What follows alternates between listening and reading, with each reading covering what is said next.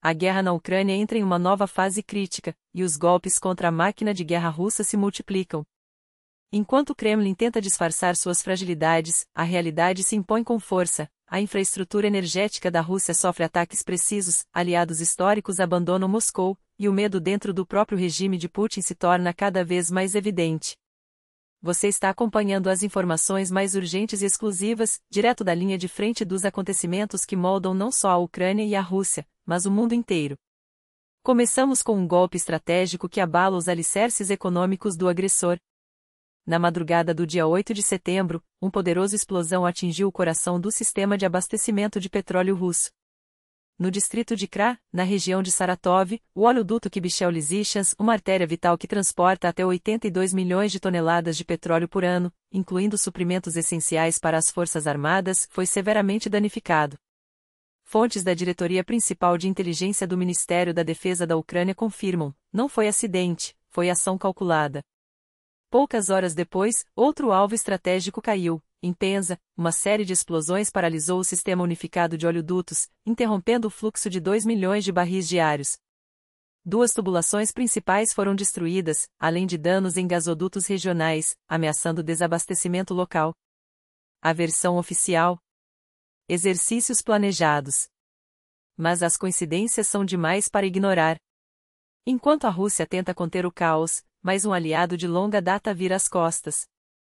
A Hungria, até então um dos últimos bastiões de apoio a Moscou dentro da União Europeia, anunciou um movimento que pode ser o prenúncio do fim de uma era, o abandono gradual do gás russo. O ministro das Relações Exteriores húngaro, Péter Szijjártó Tortó, revelou a assinatura de um contrato de longo prazo com uma empresa ocidental, o maior acordo do tipo já firmado por Budapeste. Quanto mais diversificarmos nossas fontes, melhor, declarou. Mas o que ele chama de diversificação soa, na verdade, como rendição. A pressão de Bruxelas e Washington finalmente surtiu efeito. A Hungria, maior compradora do Gazprom na UE, ainda importou mais de 5 bilhões de metros cúbicos de gás russo só neste ano, injetando cerca de 500 milhões de euros por mês nos cofres do Kremlin. Agora, esse fluxo será redirecionado através de gasodutos tchecos e alemães, selando um acordo com a Shell. A Eslováquia, outro comprador, reduzirá suas importações em 10 vezes. O isolamento de Putin se aprofunda. Mas os reveses não param por aí. Israel executou uma operação cirúrgica que abalou a cúpula do Hamas em pleno território catarense. Enquanto líderes da organização terrorista se reuniam em Doha para discutir uma proposta de cessar-fogo apresentada pelos Estados Unidos, caças israelenses lançaram um ataque preciso. O alvo: figuras-chave responsáveis pelo massacre de 7 de outubro e pela guerra contra Israel. Entre os visados, segundo a imprensa israelense, estava Khalil al-Aya, um dos principais comandantes do Hamas em Gaza.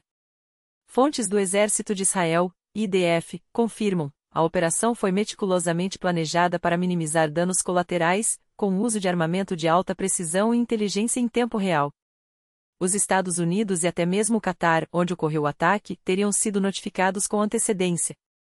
Ainda assim, o Ministério das Relações Exteriores catarense condenou a ação, alegando que residências civis foram atingidas. Uma versão que Israel refuta veementemente.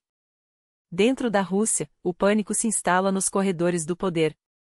Fontes próximas ao Kremlin revelam a Reuters o medo que assombra Putin, o retorno em massa dos veteranos da chamada Operação Militar Especial. Para o ditador, esses soldados representam uma bomba-relógio. A história se repete. Nos anos 1990, após a guerra no Afeganistão, ex-combatentes desmobilizados formaram quadrilhas que mergulharam o país no caos. Agora, com entre 120 mil e 180 mil detentos recrutados nas prisões russas e enviados para a Ucrânia, o risco é ainda maior. Muitos já voltaram e cometeram crimes violentos, espalhando terror entre a população. Mas o problema vai além da criminalidade. Os salários e bônus pagos na linha de frente são incompatíveis com a realidade econômica russa. Ao voltarem, esses homens, traumatizados, armados e insatisfeitos, podem se tornar um exército de descontentes, pronto para desafiar o regime. Sem esquecer o fantasma da rebelião da Wagner, liderada por Yevgeny Prigozhin. Será que é por isso que Putin resiste a qualquer trégua? A incerteza paira no ar. Enquanto isso, a Ucrânia enfrenta um dilema crucial. Os Estados Unidos, seu principal aliado, reduzem o ritmo das entregas de sistemas de defesa antiaérea justamente quando a Rússia intensifica seus bombardeios. O Financial Times denuncia: os envios de munição para os sistemas Patriot e similares estão atrasados, irregulares e abaixo do necessário. Em junho, o Pentágono chegou a suspender as remessas após uma revisão dos estoques.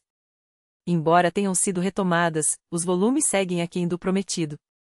O resultado: cidades ucranianas ficam mais vulneráveis. No domingo, um míssil Iskander atingiu um complexo governamental no centro de Kiev.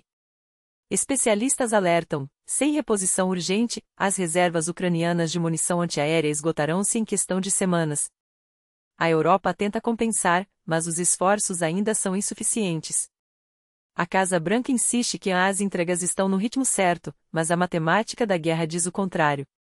Em meio a tantos desafios, uma notícia traz alento: a maior empresa de defesa da Alemanha acaba de anunciar um pacote de ajuda militar sem precedentes para Kiev. Os detalhes ainda são confidenciais, mas a mensagem é clara: o Ocidente não abandonará a Ucrânia. Enquanto isso, a rede de espionagem pró-Putin na Europa é desmantelada, revelando a extensão da infiltração russa. E as forças ucranianas seguem avançando, mesmo sob fogo cruzado. A guerra não dá trégua, e cada decisão ou hesitação pode definir o futuro de milhões. Fique conosco para acompanhar os desdobramentos em tempo real, com análise profunda e informações que você não encontrará em nenhum outro lugar. Porque entender o que está acontecendo hoje é a chave para antecipar o amanhã. A Alemanha acaba de dar um golpe estratégico que pode mudar o jogo na Ucrânia. O conglomerado Rheinmetall fornecerá a Kiev seus mais avançados sistemas de defesa antiaérea Skyranger, tecnologia tão inédita que nem mesmo as forças armadas alemãs a possuem ainda. Esses complexos móveis, projetados para neutralizar drones com precisão cirúrgica, são capazes de cobrir uma área de 4x4 km, transformando qualquer zona em uma armadilha mortal para aeronaves não tripuladas. Cada sistema garante proteção total, ou seja, nenhum drone inimigo sai vivo dali.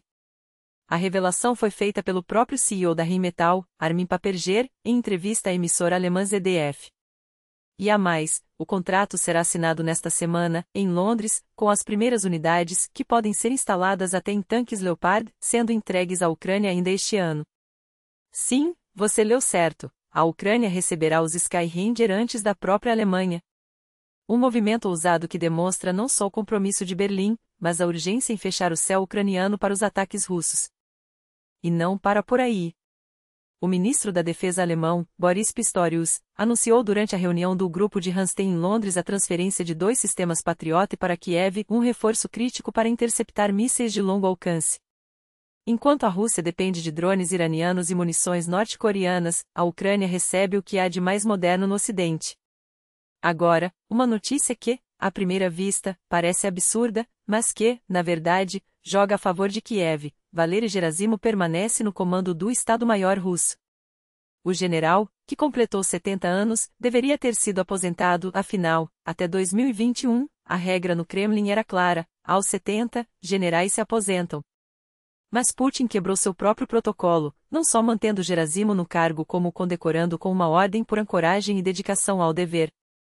Por quê? Porque, para a Ucrânia, Gerasimo é o pior inimigo que a Rússia poderia ter hoje. Sob seu comando, Moscou anexou a Crimeia, interveio na Síria e lançou a invasão em larga escala da Ucrânia e, mesmo assim, falhou em todas as frentes estratégicas. Sua permanência não é um sinal de confiança, mas de desespero. Putin não tem ninguém melhor para substituí-lo. Pior, os generais ucranianos já decifraram cada movimento de Gerasimo. Um novo comandante poderia trazer táticas imprevisíveis, surpresas perigosas. Com ele, só há previsibilidade e fracasso. Imagine se Putin nomeasse um general mais carismático, como Surovikin, ou a general Armagedon ou o Dvornik, o açougueiro da Síria. Isso poderia reanimar a moral das tropas russas, dar-lhes a ilusão de que uma virada é possível. Com o Gerasimo, só resta cansaço e frustração. Cada dia que ele permanece no cargo é um dia a mais para a Ucrânia aprender, adaptar e vencer. Enquanto isso, na Europa, a rede de espionagem de Lukashenko, o fantoche de Putin, está desmoronando. A inteligência tcheca liderou a operação que expôs uma célula do KGB bielorrusso operando em vários países da UE. De Praga, um agente bielorrusso não identificado, atuando sob cobertura diplomática, será expulso. Mas o caso mais explosivo é o de Alexander Balan, ex-número 2 da inteligência moldava, preso na Romênia por vender segredos a Minsk e antes disso, a Moscou. Balan não era qualquer informante, ele viajava a Budapeste para se encontrar com seus manipuladores do KGB, escolhendo a Hungria justamente porque, sob o governo de Viktor Orbán, a vigilância é mais frouxa. Segundo o Digi24, ele começou trabalhando para os russos, mas migrou para os bielorrussos porque seus agentes têm mais liberdade de movimento na UE, uma admissão chocante de como o bloco ainda é vulnerável. A Polônia também agiu. Seu serviço de contraterrorismo dete um agente bielorrusso, cuja identidade não foi revelada, mas a imprensa local aponta para um motorista de táxi em Varsóvia que se passava por ativista da oposição. Além disso, um diplomata bielorrusso será expulso por apoiar operações OX contra o país. A mensagem é clara: a paciência europeia com os tentáculos de Putin e Lukashenko acabou. E agora, a pergunta que não quer calar: você acha que a permanência de Gerasimo é realmente um presente para a Ucrânia, ou Putin está guardando um as na manga? Deixe sua análise nos comentários. Este é o espaço para debates estratégicos, não para neutralidade. Obrigado por acompanhar até aqui. Cada like, comentário e compartilhamento amplifica nossa voz em um momento em que a informação é a arma mais poderosa. Até a próxima, e que as notícias sigam a nosso favor. Slava Ukraini!